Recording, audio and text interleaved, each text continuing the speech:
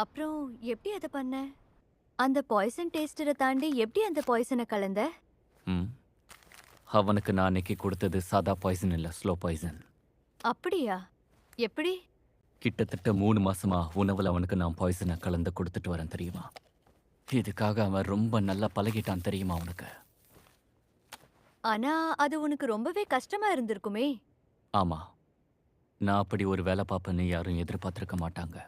அந்த காரணத்தினால தான் இந்த பிசினஸ்ல நம்ம இன்னும் நிலைச்சு நிக்கிறோம். அதெல்லாம் இருக்கட்டும் ஹிகாரு. நீ அத பத்தி யோசிச்சு பாத்தியா? எதை பத்தி? ஓ, கல்யாணத்தை பத்தி. அக்காரே, என்னால கல்யாணம் பண்ணிக்க முடியும்னு நினைக்கிறியா? என் ஒர்க்குனால பொண்ணுங்களை பார்த்ததே இல்ல. ஆனா எனக்கு தெரியும், நம்ம பாட்டி நம்பல்ல ஒருத்தவங்கள எப்படியாவது பாய்சன் கிளானோட ஹெட் ஆக்கணும்னு ஆசைப்படுறாங்க. எனக்கு கல்யாணம் ஆகல முடியாதுன்னு நான் சொன்னப்போ நம்ம குடும்பத்தில் இருக்கிற யாரோ ஒரு பொண்ணை எனக்கு கல்யாணம் பண்ணி வைக்க அவ்வளோ ஃபோர்ஸ் பண்ணாங்க. எனக்கு அந்த கல்யாணத்தில் விருப்பமே இல்லை. நம்ம குடும்பத்தோட கடைசி பாய்சன் மாஸ்டர் நான் தான். கடைசி வரைக்கும் நான் சிங்கிளா இருக்க போறேன். நீ உன் கேர்ள் ஃப்ரெண்டோட சந்தோஷமா இரு.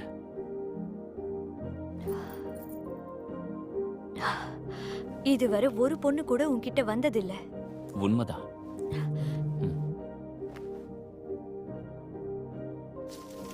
பக் மாஸ்டர், உங்களை பார்த்து ரொம்ப நாள் ஆச்சு.